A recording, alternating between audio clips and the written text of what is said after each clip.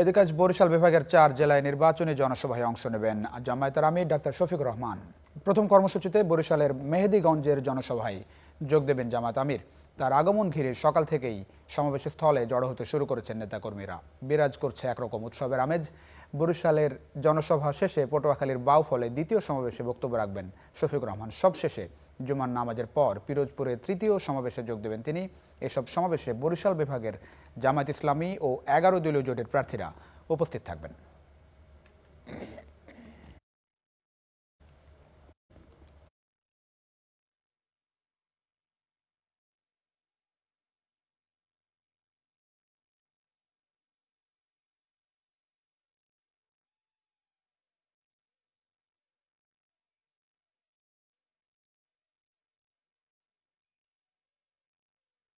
আমাদের সহকর্মী সেখানে অপেক্ষা করছেন, যেখানে জামাত আমির যাবেন সেখানে আমরা একটু দেখতে চাই কি অবস্থা সেই মাঠে। শফিক, নিশ্চয়ই শুনতে পাচ্ছেন। শফিকুল, জামাত আমিরের সমাবেশ ঘিরে প্রস্তুতি আসলে কেমন দেখছেন?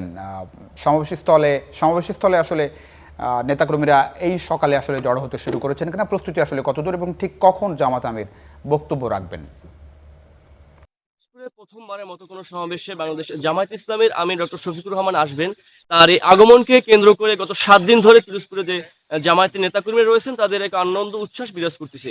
বিশেষ করে গতকাল থেকেই কিন্তু এই যে মাঠটি দাঁড়িয়ে রয়েছে পিরোজপুর সরকারি উচ্চ বালক বিদ্যালয়ের মাঠ, এই মাঠটিতে কিন্তু তিনি আসবেন। এই মাঠটিতে গতকাল সন্ধ্যা থেকে কিন্তু তাদের যে স্বেচ্ছাসেবক টিম রয়েছে সেই স্বেচ্ছাসেবক টিম প্রস্তুত রাখা রয়েছে। এর পাশাপাশি কিন্তু তারা যেই মঞ্চটি তৈরি করছে মঞ্চটি কিন্তু দাঁড়িপাল্লার আদলে তৈরি করছেন।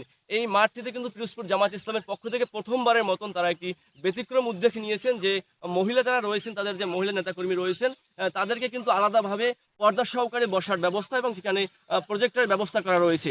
এই জামায়াত ইসলামের পাশাপাশি তাদের নেতৃত্বাধীন যে 11 দলীয় জোট রয়েছে সেই 11 দলীয় জোটের যে সকল নেতাকর্মী রয়েছেন তারা কিন্তু এখানে আসবেন। আমরা এই বিষয়ে কথা বলেছিলাম পিরোজপুর জেলা জামাতের আমির অধ্যক্ষ তাফাজ্জল হোসেন ফরিদের সাথে। তিনি আমাদেরকে জানিয়েছেন যে এইখানে কিন্তু তাদের প্রথমবারের মতন পিরোজপুরের কোনো সমাবেশে 1 লক্ষাধিক লোক সমাগম হবে। তাদের যে 1 লক্ষাধিক নেতাকর্মী এখানে আসবেন, তাদের এই আশাকে কেন্দ্র করে তাদের যাতে কোনো ধরনের সমস্যা না হয় এজন্য কিন্তু গতকাল রাত্রে থেকে প্রায় 1000-এর মতন স্বেচ্ছাসেবক তাদের প্রস্তুত রাখা রয়েছে। এবং আমি দেখেছি সকাল থেকেই কিন্তু তাদের বিভিন্ন উপজেলা থেকে এই সমাবেশে তাদের নেতাকর্মী রয়েছেন তারা এই সমাবেশে আসছেন এবং এই যে পাশে মহিলা মানে প্যান্ডেলটি রয়েছে সেইখানে কিন্তু তারা আসলে অবস্থান করছেন এবং রাত্রেও কিন্তু প্রায় 2000-এর মতন এইখানে নেতাকর্মী অবস্থান করছেন যাতে কোনো ধরনের এই মাঠটি সুন্দর থাকে। এবং এর পাশাপাশি তাদের যে কর্মসূচি রয়েছে কর্মসূচির অন্যতম একটি অংশ হচ্ছে তাদের গতকাল বিকেল থেকে কিন্তু তারা ট্রাফিক পুলিশের সাথে এই শৃঙ্খলার জন্য কাজ করে যাচ্ছেন। এর পাশাপাশি তাদের সাথে আমরা কথা বলেছি, তারা জানিয়েছেন যে বিকেল 3টার সময় কিন্তু বাংলাদেশের জামায়াত ইসলামী আমির ডক্টর শফিকুর রহমান এই মাঠে আসবেন এবং এখানে তিনি সমাবেশ করবেন। এ বিষয়ে তারা আশা করছেন যে তাদের এই পিরোজপুরে যে সকল সমাবেশ হয়েছে সবচেয়ে বেশি লোক সমাগম হতে পারে। এর পাশাপাশি কিন্তু আরেকটি বিষয় আপনাদেরকে জানিয়ে রাখি, এই সমাবেশকে কেন্দ্র করে আমরা জেলা পুলিশ সুপারের সাথে কথা বলেছি। তিনি আমাদেরকে জানিয়েছেন যে তাদের যে সকল নিরাপত্তা বাহিনী রয়েছেন 3 স্তর বিশিষ্ট নিরাপত্তা বাহিনী এখানে রাখা হবেন এবং কোনো ধরনের যাতে অপ্রীতিকর ঘটনা না করে। এই ছিল পিরোজপুর সরকারি উচ্চ বিদ্যালয় থেকে আমার কাছে সর্বশেষ। শফিকুল, অসংখ্য ধন্যবাদ। আমরা দেখছিলাম আসলে সকালে প্রস্তুতি চলছে জনসভা স্থলে এবং পিরোজপুর থেকে কিন্তু পটুয়াখালীতে জনসভায় যোগ দেবেন। আমরা পটুয়াখালীর অবস্থা একটু দেখে আসতে চাই।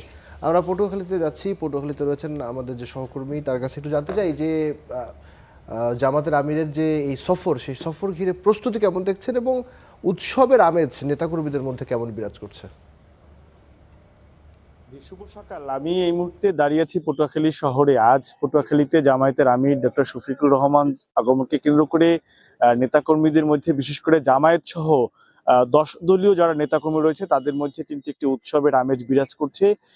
কারণ পটুয়াখালী জেলার 4টি সংসদীয় আসনের মধ্যে আজ তিনি যে জনসভাটি করেছেন সেটা হচ্ছে পটুয়াখালীর বাউফলে।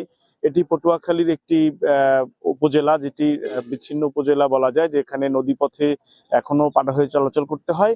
সেই উপজেলাটি মূলত এখানে প্রতিদ্বন্দ্বিতা করছেন জামায়াতের কেন্দ্রীয় জামায়াতের যিনি খুবই আলোচিত ব্যক্তিত্ব, সেটা হচ্ছে ডক্টর শফিকুর রহমান মাসুদ, ঢাকা দক্ষিণ জামায়াতের যিনি সাধারণ সম্পাদক, তিনি কিন্তু এই আসনটি থেকে প্রতিদ্বন্দ্বিতা করছেন এবং এই কারণেই এই আসনে এই সমাবেশটির আয়োজন করা হচ্ছে। এবং সমাবেশে যাওয়ার জন্য কিন্তু পটুয়াখালীর অন্য যে তিনটি সংসদীয় আসন রয়েছে সেসব আসন থেকে কিন্তু নেতাকর্মীরা রওনা করেছেন। আমরা যদি দেখাই একটু যে পটুয়াখালী জেলা শহর থেকে এই মুহূর্তে যে বেশ কিছু বাস তারা ইতিমধ্যে নিয়ে এসেছেন এবং এই বাসগুলোতে করেই মূলত নেতাকর্মীরা বাউফলের উদ্দেশ্যে রওনা করবেন।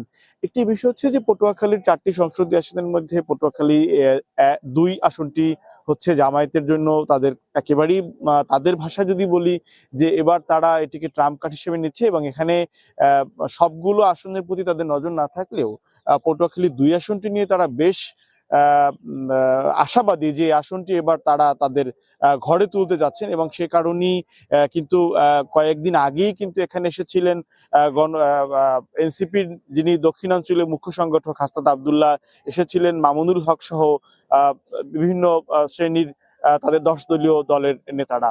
একটি বিষয় হচ্ছে যে পটুয়াখালীর যে 4টি সংসদীয় আসনের মধ্যে এই আসনগুলোতে যে নেতাকর্মীদের উপস্থিতির জন্য কিন্তু সড়ক পথে এবং নৌপথে দুভাবেই তারা যাচ্ছেন বাউফলে। এবং এই সফরটি যাতে নির্বিঘ্নে কোনো ধরনের সংকট ছাড়া শেষ হয় সে কারণেও কিন্তু যথেষ্ট প্রস্তুতি রয়েছে আইন শৃঙ্খলা বাহিনীর পক্ষ থেকে। আশা করা হচ্ছে যে 11টার আগেই হয়তো তিনি এই সমাবেশে এসে পৌঁছাবেন এবং এখানে নেতাকর্মীর উদ্দেশ্যে তিনি বিভিন্ন ধরনের যে আয়োজন রয়েছে শেষ করে আবার অন্য জেলায় চলে যাবেন। পটুয়াখালী থেকে আমার কাছে এই ছিল সর্বশেষ।